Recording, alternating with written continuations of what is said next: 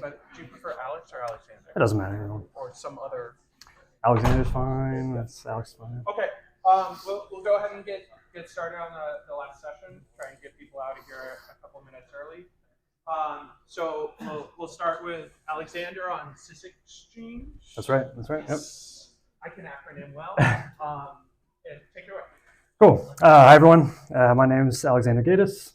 Today I'll be presenting SysXCHG, a system that refines privilege with adaptive system call filters.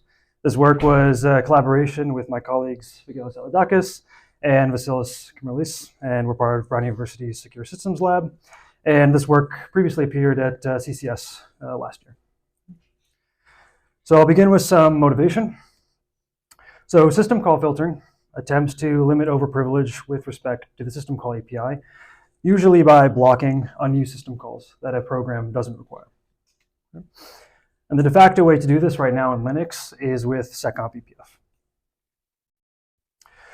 So with seccomp BPF, users install BPF programs at a hook point in the kernel in order to filter system calls. And usually these BPF programs take the form of a long sequence of conditionals, such as you see here. And now filters are stackable, and users can install multiple filters. And when multiple filters are installed and a system call is made, all filter programs are run, and the most restrictive action is taken. And now note that filters can block allowed system calls, but they can't allow blocked system calls. So sort of at a high level, you can never grow your privileges. You can only further shrink them. So seccomp BPF has two main problems. The first one is one of effectiveness. So seccomp BPF has a hierarchical design that leads to overprivilege. Now, what exactly do I mean by this? So filters are inherited across process creation and program execution. This inheritance is a product of them not wanting an attacker to, say, fork a new process. The filters not get inherited, and now the attacker has control of this forked process and the entire system call API again. And so a process privileges can never grow, as I said before. And so now some program must allow all the system calls needed by any subprograms that it executes in order to prevent program breakage. And this lends itself to overprivilege. So as you can see here in this diagram, I have a process X that executes three programs, A, B, and C. Now when program A is executing, it has to allow all the system calls required by itself and program B and program C, as I said, in order to prevent program breakage. When program B gets executed, it can reduce its privilege, getting rid of the system calls that are specific to A, but it can't get rid of the system calls specific to C. And so B is overprivileged with an amount equal to the system calls that are specified by C. And then when program C executes, it is not overprivileged because it can further refine and drop B's system calls. All right, so to tease the solution that I'll be talking about a bit more later, how we solve this problem is we exchange filters at runtime in order to adapt the process privileges dynamically to the currently executing program. Okay. Now the second problem with seccomp BPF is one of performance. And so seccomp BPF improves runtime filtering performance by sacrificing install performance. Okay. So to back it up a little bit, most recent system call filtering work filters system calls based solely on numbers. They don't use like arguments and stuff like that. And so Linux kernels capitalized on this and implemented a bitmap cache. So the bitmap cache was recently added to seccomp BPF. It sort of sits at the front of the seccomp BPF infrastructure, and it's a quick check to see whether a system call is allowed or not. So this cache, though, it has a problem in that when it is created at filter install time, it's created by repeatedly emulating the filter for every system call. So that slows installation. And then also, even with this cache, in order to test quickly whether a system call is allowed or not, we still need to go into the BPF infrastructure in the kernel. So that's multiple function calls in order to just do this simple test. Okay. So in order to tease the solution here, what we're going to do is we're going to pre-compute filters, and we're going to give each process its own view of the system call table for filtering, something we call xfilter. Okay, so now jumping into the design of our system, SysXCHG. So first, in SysXCHG, we define two models for filtering. The first is the inheritance model, that we call it. It's the legacy model of seccomp BPF, legacy like current model of seccomp BPF. Filters cannot be uninstalled. Filters are inherited across exec v, and privileges can never grow, and thus programs can be overprivileged, as you saw in the example before. Now, the new model that we propose with this work is called the exchange model. And in the exchange model, filters can be replaced. Filters aren't inherited across exec-v. And so privileges adapt to the currently executing program. And so that program is not overprivileged. So you can see here program A runs with just the system calls needed by itself, B, just the system calls needed for itself, and same with C. Okay. So the way that we enable this secure filter exchanging is with this main primitive that we call an exec filter, which is simply a mechanism to link filters with binaries. Right?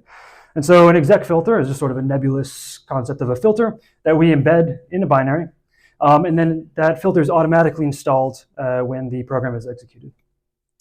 And so in order to prepare these exec filters, we have two offline phases.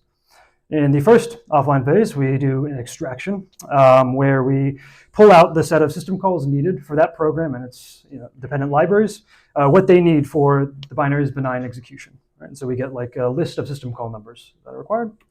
And then next we have an embedding phase where we take that set of system calls and we format it into a filter, and we embed that filter in a new section in the ELF that we call .filter. Now, notably, we don't depend on any specific tools for extraction and embedding. And as I said before, the notion of a filter here is sort of nebulous. Exec filters are agnostic to the underlying filter types. So they could be seccomp BPF filters. They could be X filter filters, as you'll see later on and whatnot. Okay. So now with these exec filters, we will adapt privileges to the running program by dynamically exchanging them on exec-v. Okay. So what this looks like, program A is running with an allowed system call set SA. That's the system call set specific to itself. When program B is executed, we swap the system call filter SA for SB. And then we swap SB for SC when program C executes. So we say that these exec filters work on sort of a program level. And then we also have this notion of a manually installed filter to adhere to developer-intended semantics and maintain backwards compatibility. This is the inheritance model. So if you were to install a seccomp BPF filter, say like the seccomp system call, it would be one of these manually installed filters, which work on a process level, right? And so they're inherited across exec-v and fork and whatnot. All right, so now security considerations. There's a couple big ones. So exchanging filters could allow an adversary to increase their privileges one of two ways. First, by creating a new program with no exec filter and executing that, or by modifying a binary's existing exec filter and executing it. All right. So in order to solve this problem, we have a final offline phase we call signing, where we take the binary with the embedded filter and we sign it. So that way we're tying the filter to the binary and we're basically making this like immutable pairing. All right, so now an end-to-end example of exchanging. So here we have a program X and a program Y. X is currently executing and it wants to execute Y. All right, so since X has this purple .filter section, we know that there's an exec filter installed. So there it is in the kernel space. And there's also the seccomp system call made earlier. So there's one or more manually installed filters as well that apply to this process. Okay, so when we make the exec-v system call, we drop into kernel space. And we check whether that system call is allowed per the installed exec and manual filters. All right, if the system call is not allowed, then we error out. If it is allowed, then we continue to the IMA subsystem in the Linux kernel, which is what we use for signing, though we can really use anything. And so here, if the signature of the program that we want to execute is not okay, again, we error. Otherwise, we do the exchanging, and we swap the existing exec filter for the new exec filter that pertains to Y. And then note that the manual filters just get passed right on through. And then we can turn control over to Y. So now in terms of performance considerations, we've introduced this new mechanism called xfilter, which optimizes filter installation and runtime performance. And with xfilter, processes keep filtered views of the system call table. So the current way that the kernel has a process make a system call is all processes will refer to the single global system call table, right? And what we propose with xfilter is to basically take that global system call table, give one to every process, and then that's where we will actually do filtering. So the global system call table is just an array of function pointers. So if a system call is blocked, we'll just remove that, that function pointer, replace it with like an error stub or something like that. Okay. And xfilter works with both the inheritance and exchange models, and it can be used in tandem with SecComp-BPF. All right. So now in terms of implementation and evaluation, for implementation, we had minimal lines of code. Kernel extensions total about 700 lines of C, and we have a usual enforcement framework that totals about 300 lines of various languages. Right, and then we use some specific tools for each of the extraction, embedding, and signing phases. And here I just want to reiterate that we're not tied to any of these three things. So for example, for extraction, we use SysFilter, which is a static tool, static analysis tool to extract system call policies, but you could also use a dynamic tool or whatever. So now for our evaluation, we concluded that SysXCHG is both effective and performant. So in terms of effectiveness, we asked the following questions. How much does filter exchanging reduce the attack surface of the kernel? What type of unnecessary functionality does the exchange model reduce? And is there any functionality that is security critical there? And then in terms of performance, we asked, does xfilter speed up filter installation over SecComp-BPF? Because we're installing pre-prepared filters. Does xfilter filter faster than SecComp-BPF? And is filter exchanging performant overall? All right. So to evaluate these things, we use the following benchmarks. We use the PASH benchmark suite for both effectiveness and performance. This is a great benchmark suite that has a bunch of real-world applications and workloads. It's a lot of shell programs, so a lot of programs that execute many others in sort of a tree-like structure. So it's great to evaluate filter exchanging. And then we also used SpecCPU 2017 and a series of real-world benchmarks for performance. All right. So in terms of effectiveness, first we asked, what sort of overprivilege does the exchange model eliminate when compared to the inheritance model? And here's a table of an abbreviated table of PASH results. And I'm going to focus in on this highlighted line to describe the table to you. So this line is for the NOAA weather analysis benchmark. And so for this benchmark, bash is the root program, the first program that's executed, and bash executes 13 other programs. Okay? So now under the inheritance model, the current way things are, bash needs to run with 142 system calls in order to accommodate all of those descendant programs and not cause any breakage. Under the exchange model now that we have, bash can run with the minimum set that it needs, 84 in this case. And so the inheritance model here has an overprivilege percentage, we say, of 69%.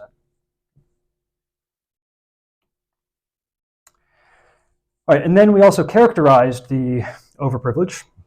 And so here again with the NOAA weather analysis, we first looked at are any of the system calls that we get rid of security critical? And we found that a majority of them, we do get rid of a majority of majority of them get rid of security critical system calls, sorry. And then we also looked at the functionality that we reduce with this mechanism. And we found that we get rid of a lot of functionality from process controls to changing ownership of files, all this sort of stuff. And then in terms of performance, we found that both filter exchanging and xfilter are performant. So xfilter offers a 76 to 97% reduction in filter install time over SecComp-BPF. And xfilter filtering performance is generally on par with or better than SecComp-BPF. For these benchmark applications here where there's not a lot of exchanging, we see that they're about on par. But then with PASH, where there is a lot of exchanging, we do see that xfilter is better. Okay.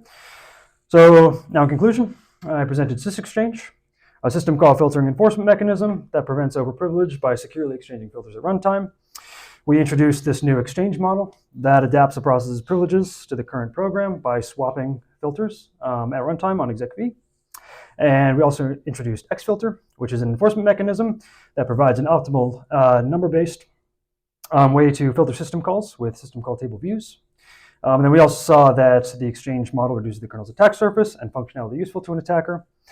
And finally, filter exchanging and xfilter incurs negligible overhead. Thank you. The link to our work is there if you want to check out our artifact or anything like that. Thank you.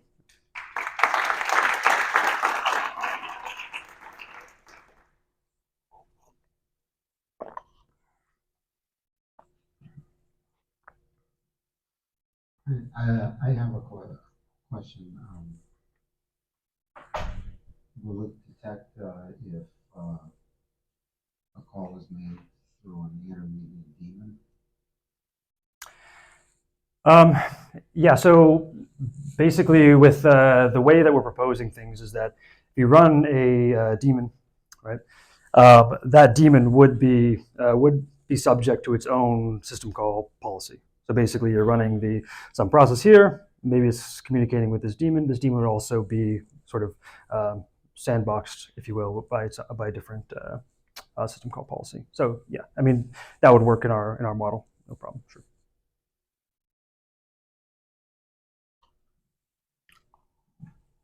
Nice work.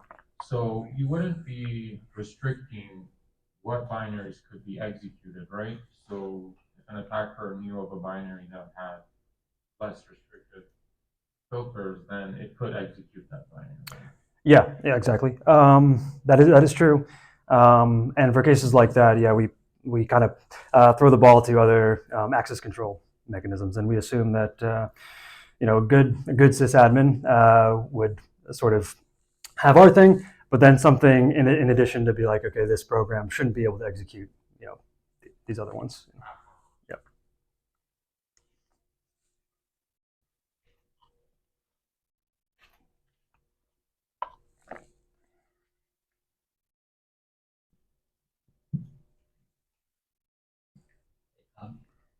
Thank you for the talk.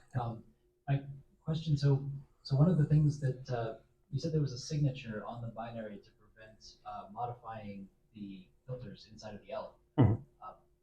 There are existing application whitelisting tools that allow you to only execute something if it matches the hash, the hash of the executable matches. Mhm. I'm curious why, for what reason did you go with the signature approach rather than an approach like that? Yeah, great question. So IMA does hash the binary and it signs the hash. And we went with IMA because it was readily available right there in the kernel. We didn't really have to do any additional work. It sped things up, and it was performant right out of the box. So we didn't really see any need to look anywhere else. I do want to reiterate though that we're not tied to IMA. So if you wanted to do something like you described, it's totally feasible within our design.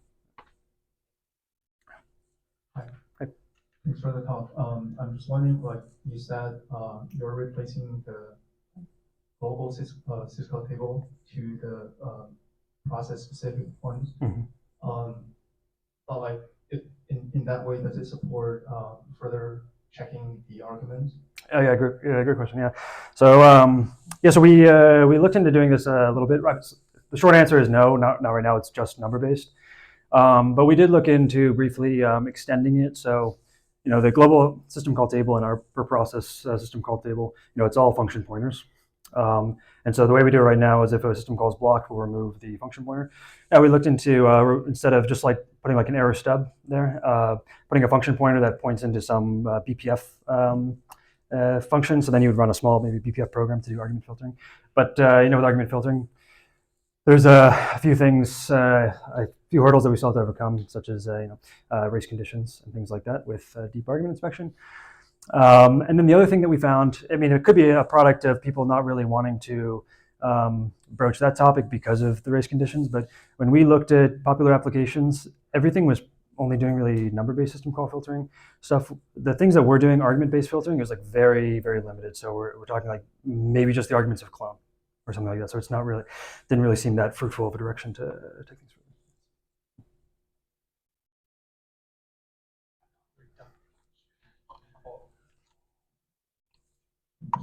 Thank you, nice talk.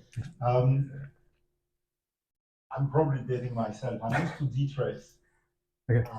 Is there any reason why you went down with the set of tools that you picked up for implementing this? Because as far as I understand, dtrace's purpose is similar, right? It's intercept system call, have probes, analyze the system call, the argument, and make decisions, including rerouting or change of privilege. Yeah. That sort of thing. Sure. Why? Yeah. I mean, I think the biggest thing, obviously, is that SecComp BPF is really the main way that people do system call filtering now. So if you look at like Docker, for example, they're doing stuff with SecComp BPF. Browsers are doing stuff with SecComp BPF. And you don't see a lot of people doing system call filtering with tracing like that anymore, especially in the security sandboxing context, I think like this. So it was, I think the main thing was SecOp very hot right now. And it's gives our work, I think, a lot of usability and applicability to systems nowadays. Stop there. Thank you, Alexander. Thank you.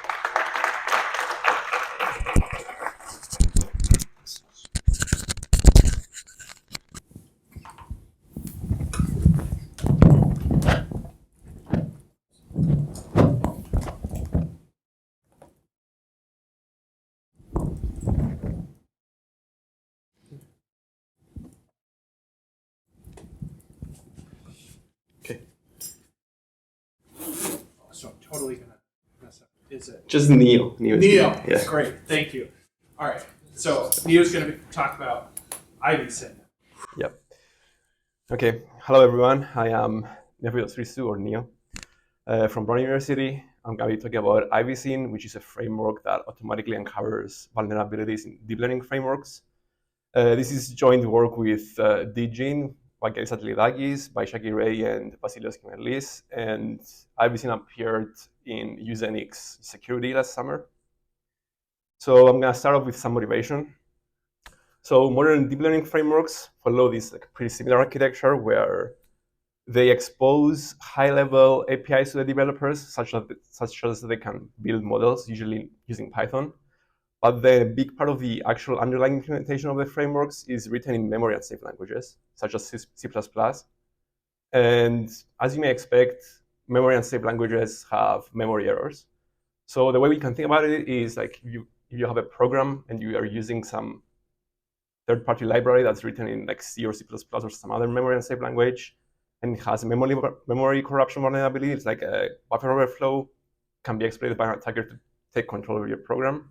So in a similar manner, if the underlying memory unsafe implementation of the deep learning framework has a memory corruption, then it can be exploited by an attacker to gain control of your model. So just as an example, we started working on this around 2022. And in only 2 years, there were more than 200 CVEs related to memory safety errors, only in TensorFlow, which is just one of the popular deep learning frameworks. So to tackle this problem, we decided to work on IvySyn, and we had two main goals with it. The first one was to automatically uncover these memory safety and fail at runtime errors in deep learning frameworks. And the second one is to provide framework developers with some easy way to identify the root cause that's causing this issue and fix them. And there have been approaches in the past that attempted to find bugs in deep learning frameworks, but they have two main limitations compared to IvySyn. First one is that they're not specifically aimed to find memory safety errors. Sometimes they're just looking for like semantic errors and stuff like that. We're only aiming to find memory safety errors. And the second one is that they're not always fully automated. Sometimes they require manually written fuzzing drivers or manually written annotations and so on. So let's see an overview of what IvySyn does. So IvySyn follows what we would call a bottom-up approach. So essentially, IvySyn fuzzes the native C++ implementation of these deep learning frameworks. So fuzzing, for anyone who doesn't know, is a program testing technique that aims to find bugs in a target program or part of the program by providing carefully chosen inputs. So IvySyn fuzzes the C++ implementation of these frameworks, and then it uncovers crashes there, and then using the inputs that cause the crash, it automatically synthesizes what we call proof of vulnerability or POV snippets that kind of look like that. They're essentially like small Python snippets that construct some arguments in Python and then call a publicly exposed Python API, which when invoked, cause a crash in the underlying C++ implementation that was uncovered by the fuzzer. In this case, for example, a segmentation fault. So we used IvySyn to test two of the most popular deep learning frameworks, PyTorch and TensorFlow. And with it, we were able to uncover 61 previously unknown security vulnerabilities. And we're also assigned with 39 unique CVEs for these vulnerabilities. So for the rest of the talk, I'm gonna first explain how IvySyn works, gonna show some results and close out with a conclusion. So IvySyn consists of multiple subcomponents that interact with each other in order to eventually produce these POVs. So the first thing IvySyn does is it automatically detects each framework's kernels. So kernels in the context of deep learning frameworks are basically the C++ function that implement the core functionality of the framework. So IvySyn detects those kernels and it wraps them with special fuzzing drivers that are responsible for calling IvySyn's fuzzer and fuzzing the corresponding wrapped kernel to find crashes in it.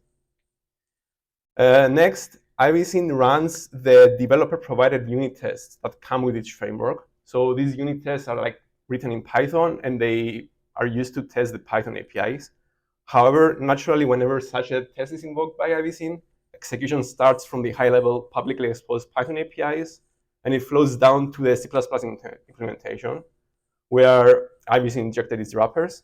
So whenever a wrapper is reached, it's gonna see what arguments the function was invoked with and pass it over to IvySyn's fuzzer, which is responsible for mutating these inputs and finding crashes in the corresponding kernel. Now, the nice thing about injecting those wrappers in the native C++ level instead of in Python, for example, is that we basically get type awareness for free because low-level languages are like strongly typed. So we know what types the APIs were invoked with. So what the fuzzer does is it mutates each input based on whatever its original type was and provides new inputs for the function to be tested. And whenever IvySyn detects a crash with some provided input, it logs it into a crash report. Now, IvySyn's last component, the synthesizer, reads in those crash reports that contain the native inputs that caused a crash, and then it automatically produces proof of vulnerability or POV snippets. They're saved in files, which when invoked, they call a publicly exposed Python API that triggered the corresponding underlying crash that was detected by the fuzzer. So let's see an example of one of these crash reports and POVs that was produced by IvySyn. So first we have a crash report that was produced by the fuzzer. As you can see, contains the name of the kernel, the native function that crashed, and then the corresponding native arguments that caused the crash. And then the synthesizer will produce this POV here, which basically converts the native arguments into their corresponding Python level arguments, and then invokes a publicly exposed Python API that corresponds to the crashing native kernel. This is saved into a file, and when we invoke it, it triggers the underlying crash that was uncovered by the fuzzer, in this case, a segmentation fault. The nice thing about these POVs is that they're basically minimal working examples or proof vulnerabilities, such why we gave them this name, which we can provide to the framework developers, and they can use them to easily reproduce the crash that we uncovered and figure out what the root cause was and fix the bug. And actually, a lot of the POVs that we submitted to the frameworks were integrated as unit tests themselves to make sure there's no regression after fixing the bug. Next, let's see some results. So as I mentioned, we use IvySyn to test TensorFlow and PyTorch, two of the most popular deep learning frameworks, and we wanted to answer three main questions. First one, how efficient is IvySyn at uncovering these inputs that are causing crashes in the kernels? Second, how effective is it at using these crashing inputs to generate POVs? And third, which of the mutations performed by IvySyn are the most successful at uncovering these types of errors? So to answer the first question, we compared IvySyn against Atheris, which is a state-of-the-art fuzzer that compares both Python and C++, and it's actually developed by Google themselves. Now, one drawback that Atheris has is that you need to provide it with fuzzing drivers such that it knows how to properly invoke each API that's going to be tested. So instead of manually writing these drivers, we actually leveraged IvySyn's automation to automatically generate drivers for Atheris. And we actually generated two different variants of these drivers. The first one, which we call Atheris Plus, are drivers that don't provide with authorities with any type awareness, meaning that we tell authorities how to properly invoke an API, but we let it choose the types for the input argument itself. And we also implemented an augmented version of those drivers, which we call authorities++, where we provide authorities with the correct input types because we know them with using IvySyn. So let's see the results. We have two graphs here, one for each deep learning framework that we tested. The x-axis contains the number of hours each of the tools took to pass all the kernels in the experiment, and then the y-axis contains the number of crashes found by each tool. And as you can see, not only does IvySyn find way more crashes than authorities does. For example, in TensorFlow, IvySyn found more than double the number of crashes the base version of authorities did. But it also does so way faster as well. In some cases, IvySyn finished like 10 times faster than authorities did. And here we see the total number of crashes uncovered by each tool across all our experiments. As you can see, IvySyn uncovers more crashes even compared to the type-aware augmented version of authorities. To answer the second question, how effective is IvySyn at using these crashes to generate POVs? We compare against another state-of-the-art tool called Doctor, which similarly to IvySyn produces Python-level snippets that trigger underlying crashes. However, Doctor is again not fully automated because it requires manually written annotations as part of its operation. And again, as you can see here, IvySyn was able to produce more POVs than Doctor did in our experiment. It did so slightly faster as well, and without the need for any manual effort because it's fully automated. We also accumulated all the crashes and all the POVs synthesized by IvySyn across all experiments. As you can see, IvySyn uncovered a total of 184 crashes and was able to synthesize 135 POVs for these crashes, which is around 73% of the total crashes it uncovered. We submitted all these POVs to the framework developers and were attributed with 39 unique CVEs for the vulnerabilities we uncovered. It wasn't able to synthesize POVs for every single crash because of some limitations we mentioned in the paper. I'll be happy to talk about that later. And for the last question, which of the mutations performed by IvySyn are the most successful at uncovering these crashes? The main takeaway here is that the deep learning specific mutations that we're performing are especially effective at uncovering those types of memory errors. For example, we mutate when the input is a tensor. So tensor is one of the main data structures used in deep learning frameworks. You can think of it basically as a complex multi-dimensional array. So whenever it seems like mutating these types of inputs, that these deep learning specific inputs, is really effective at uncovering crashes. And we have a more detailed version of this table in the paper as well, where we break down what types of crashes each mutation uncovered and so on. Okay, so to conclude, we designed and implemented IvySyn, which is a fully automated framework that performs type-aware and deep learning specific mutations. It works by fuzzing the native implementation of deep learning frameworks, uncovers crashes, and then automatically synthesizes POVs that trigger the underlying crashes from publicly exposed Python APIs. We used it to test TensorFlow and PyTorch, where it successfully identified 61 previously unknown security vulnerabilities, and we were assigned with 39 unique CVs. And if you'd like to check out IvySyn's code, you can do so on the link on the slide. Thank you.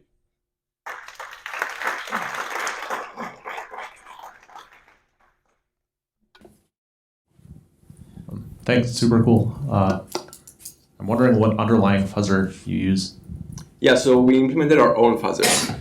Cool. So that's why, as you can see, the mutations we specifically chose them.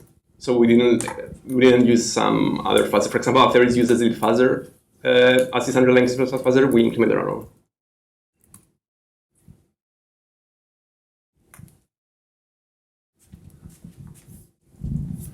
Very cool. Can you tell us why you couldn't generate POVs in some cases? Yeah, 25%? Yeah, the main reason is that not every kernel is directly exposed to Python. So sometimes it's not as straightforward to figure out what you should call from Python to reach the kernel that was causing the crash. Is the path in Python? Yes. Just a general question from a non-expert. How do you, right, fuzzing relies on being able to run programs very quickly, but like a lot of how TensorFlow, like these programs take a long time if you're actually running a substantial PyTorch program. Do you have any thought on how to on how to address vulnerabilities that require like many change calls in PyTorch? So you're basically asking in terms of exploiting the actual bugs? No, just... Or in terms of how would you make fuzzing fast since the whole thing would run slow? So there's two things. First, the way we're testing it is we're using unit tests. We're running unit tests, which are finishing pretty quick. Also, whenever one of our wrappers is reached, it doesn't go back to Python every time. It's reached, and then it keeps invoking the function again and again without going back to Python. So it's very fast because it doesn't need to do the whole path again.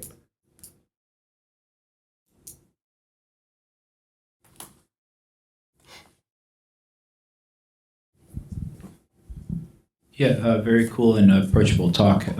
Another question from somebody who doesn't work in the space, but do any of these vulnerabilities have attacks that are more damaging, for lack of a better word, or is it basically just crash the?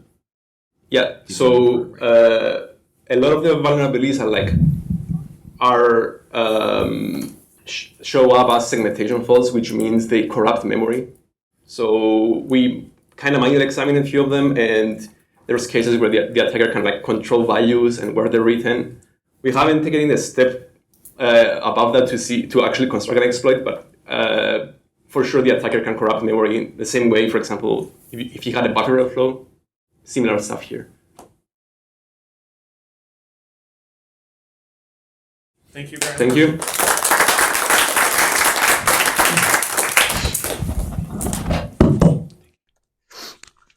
Okay, let's get going. So thank you everyone for making it to the end of this conference to attend my talk. I'm Marius. I'm a PhD student at Technical University of Munich in Germany, and this semester I'll be doing a research stay at Brown University with Vasilis Kamerlis.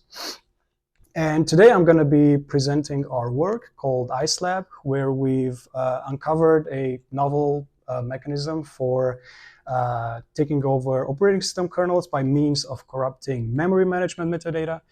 And we've also proposed a novel and lightweight mitigation for fixing this class of bugs. So this work will appear at Asia CCS later this year, and it is a joint collaboration between Technical University of Munich, Bedrock Systems, Stony Brook, and Brown University.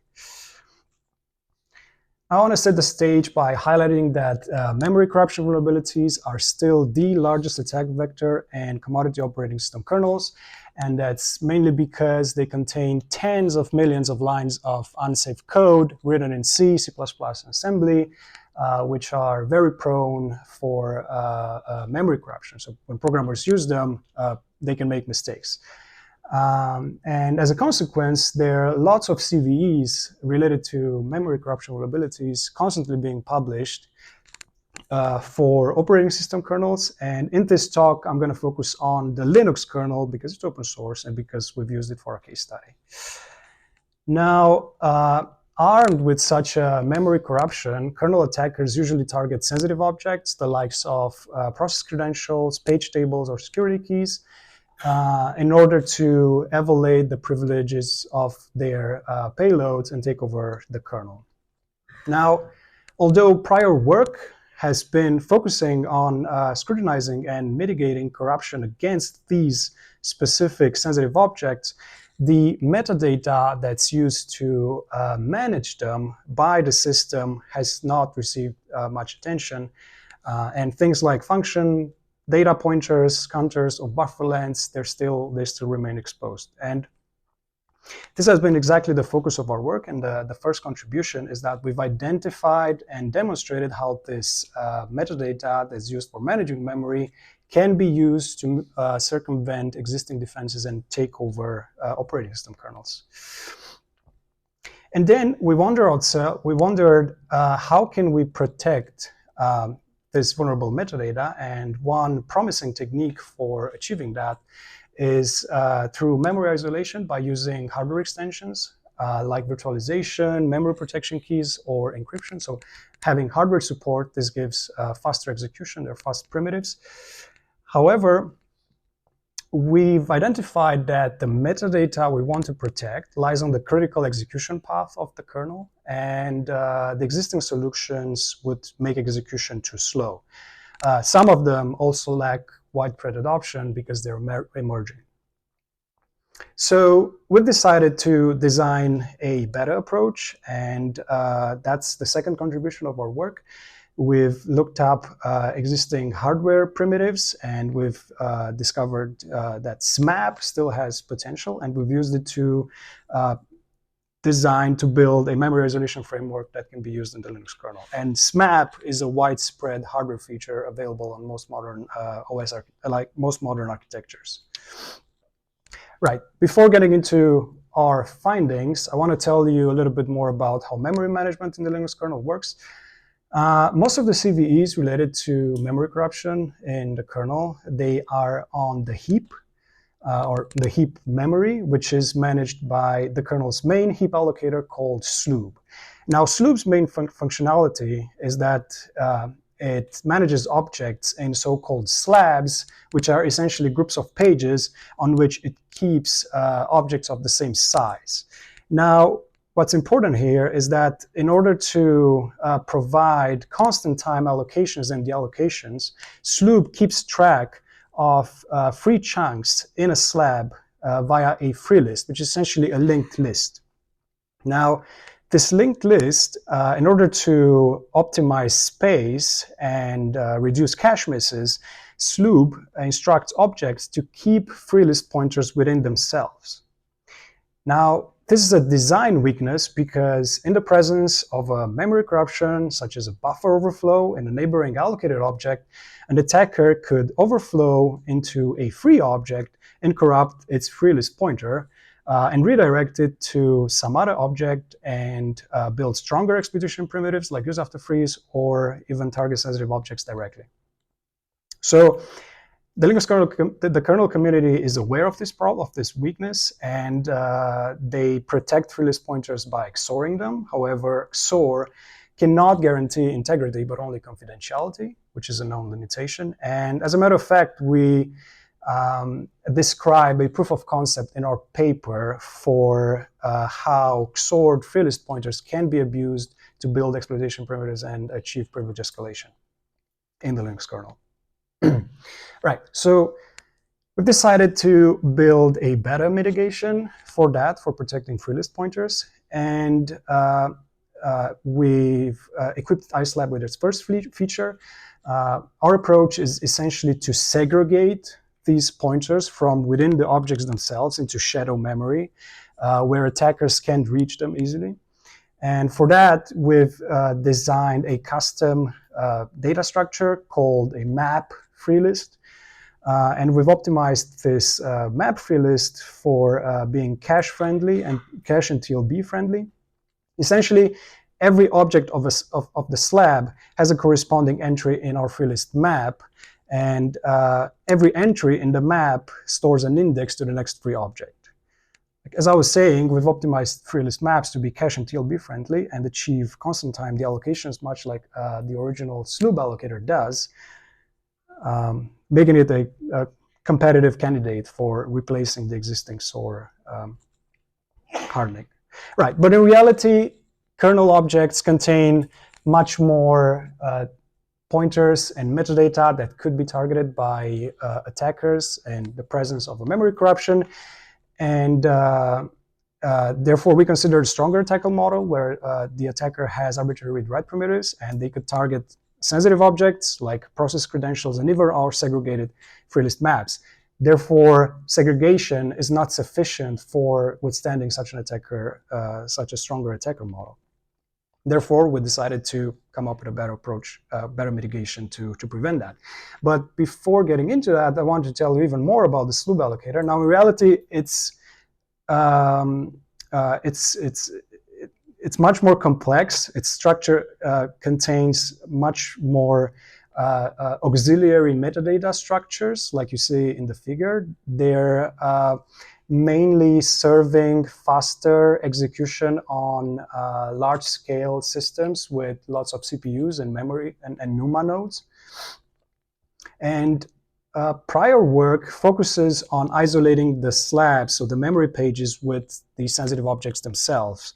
However, the auxiliary memory management metadata remains exposed. And as a matter of fact, we've developed a proof of concept in our paper which demonstrates how this unprotected memory management metadata can be abused to bypass even stronger mitigations that provide isolation on slabs. Right, now enter SMAP, or supervisor mode access prevention, which is the underlying hardware primitive we've used to mitigate the stronger tracker model. SMAP is widely available on modern architectures. And essentially, it was introduced to prevent the kernel from illegitimately accessing user space memory. However, by explicitly disabling SMAP, the kernel can do that. And it's essentially because the kernel legitimately must access user memory quite frequently, for example, to copy data from user space and to user space. Architecture manufacturers have designed SMAP to be really fast. So a round-way execution of two stack and clack instructions, which disable and enable SMAP, they take only 18 cycles, whereas the instructions used by prior work, they're much, much slower. And so with SMAP, we've designed a novel memory isolation framework in the Linux kernel, and we've defined an isolation domain protected by SMAP, in which we've included not only sensitive slabs that store sensitive objects, but we've also identified all the related memory management metadata that are in charge of managing them. So we've protected all that, we've included all that in our isolation domain. By default, the rest of the kernel runs in a non-isolated domain where SMAP is enabled, and therefore, even with a stronger attacker primitive where they have arbitrary read-write, they can't circumvent the isolation domain and corrupt its contents. Right, some of the design challenges we had to face for realizing iSlab, in order to activate the SMAP checks on sensitive memory, we had to mark it as user space in the kernel's page tables. We had to find and instrument all the kernel locations that are supposed to access the isolated memory, and we've surrounded it with stack and clack instructions that disable and enable the domain. And last but not least, during interrupts, the processor spills SMAP state on an unprotected stack, and we've included that in our stronger attacker model, which has arbitrary read-write, and we've modified it to protect the stack on which the SMAP state is stored. Right, one more thing. As I was saying, in order to enable the SMAP checks on kernel memory, we had to mark it as user space. And you might wonder, how do we prevent user space from accessing that memory? And we rely on KPDI for that. KPDI is a mitigation against meltdown, in which user space runs with a different set of page tables which don't map the kernel. So in our system, in our configuration, when user space executes, the sensitive memory with marked as user space in the kernel is not mapped in the user space page tables. Right. To evaluate iSlab, we've taken both of its variants separately, so the free list segregation and SMAP-based isolation. We've configured the kernel to protect process credentials with our SMAP-based isolation, and to test the efficiency of our techniques, we've deployed both micro and macro benchmarks, the likes of LMBench and Phoronix test suite. Right, in this figure, the green bars represent the results on IceLab with just freely segregation, while the pink bars are where we also isolate sensitive objects. And the y-axis shows the normalized results. The one line means level with vanilla, with unmodified version. And the x-axis represent the tests themselves from the LMBench suite. Right, so as you can see, freely segregation barely induces any overhead, which is negligible.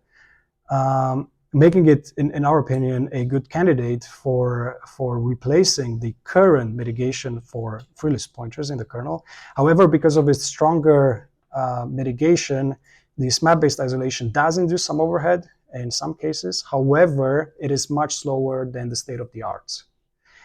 And nevertheless, both of our techniques barely introduce any overhead, if at all, in realistic benchmarks from the Phoronix test suite, which makes them promising candidates for actually being adopted. As future work, we believe that the sheer size of the Linux kernel might hide some other sensitive objects or metadata that could be leveraged by attackers to circumvent isolation, even the one we've proposed, which we believe it's an interesting line to pursue. And also, we believe it's interesting to identify other objects or pieces of data that could be achieved for privilege escalation, which would require them to be isolated in order to prevent that. Right. To conclude, the contributions of our work were the following. We've demonstrated that previously unprotected memory management metadata can be abused by kernel exploits to circumvent existing defenses. And then we've developed IceLab, which is a set of memory isolation primitives that can protect sensitive memory via SMAP, which is a widespread hardware feature. And finally, we've evaluated IceLab on the Linux kernel, and where we protected selected sensitive objects. They're actually used by existing exploits quite frequently. That was my talk. Thanks for your attention, and happy to take your questions. Anyone before Laurent? Sherry was that first one. Cool. Two questions. The first one is basically, I imagine that there is only one secure domain, right? It seems that yes. I was looking stack flag. It's correct. A bit. Okay, good. So it's only the metadata should be placed there. And the question is like, when you have lots of metadata, you want to protect, everything is moving into the protected domain, and then you're not protected anymore. Yeah. So is there a way out of this? So that's question one. And question two, it was too fast for me. Your last two slides, it seems like the one before you had overhead on read, write, open, close. But not on the real benchmarks from Phoronix? Yeah. Why? Because those are stress tests. So they're repeatedly... There are too few calls to close and read write to actually cause a real performance penalty. I mean, yeah. So, for example, Hackbench executes a lot in the kernel, approximately 80% or 85%, even more. But its workloads or its syscalls, invocations in the kernel, they are more varied. They're more diverse, right? So they're accessing that object and that object and doing that and that. Whereas the previous benchmarks, they are repeated workloads or repeated invocations of the same thing over and over again, like really, really stress test. Yeah, got it. Makes sense. Yeah. What about the first one? Is there a way out? Yeah, there is a way out. So first of all, if we're interested in introducing more domains in our system, then we need a wider hardware primitive, like Intel's memory protection keys, for example, which supports 16 protection domains. And that makes sense because in our threat model, we assume the protected objects, the protected items are secure, right, within themselves. So as I was saying, we protect the process credential subsystem. So we had to allow the functions that access them to execute without any isolation. So we consider them protected. Like we assume there's no, which is a fair assumption, right? Because if you only have a handful of them, you can manually scrutinize them and guarantee there's no protection. So yeah. As a follow-up work to that, I was thinking we could work on some sort of static analysis to reduce these windows in which we actually allow the kernel to execute with isolation disabled. So that would probably be some way out. Yeah, thank you. Nice job. Thank you so much. So just a quick follow-up to that last question around the real-world workloads in the Pharonic suite. If you could go back to so did you try this with SQLite? Because that is a really intensive workload, and I would just be intellectually curious to see what kind of overheads you get for that particular workload, because in principle, it could invoke up to like 300,000 syscalls per second. So yeah, I mean, just a thought. Probably not. We didn't try it, but I find it hard to believe that it could beat Hackbench. Like Hackbench is really a beast that executes 90% in the kernel, and I actually did some more experiments where I included more tests on my evaluation, more than you see on this slide on a more recent paper. And I included SQLite in that, and I've measured how much time each of them spends in the kernel, and Hackbench was by far the largest. So I could do that, but I don't expect to see any problems there, just because I'm pretty sure nothing beats Hackbench for that. But yeah, thanks for the hint.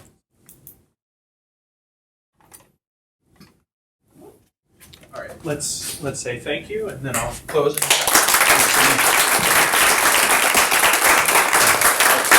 This is the first one. Thank you. All right, great. Thank you, everybody. You survived 24 presentations today between the presentations and the posters. I really appreciate everybody sticking around. We had people from Boston here as early as 8:30. I don't know why, but that's just thanks again to the program committee, everybody who's submitted their work. This has been fun.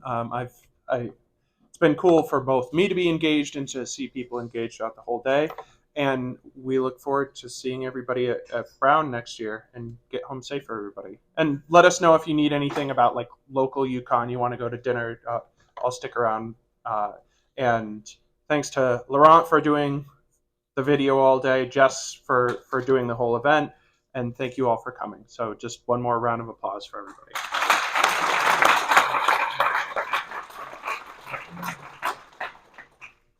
Great. Have a safe drive, everybody.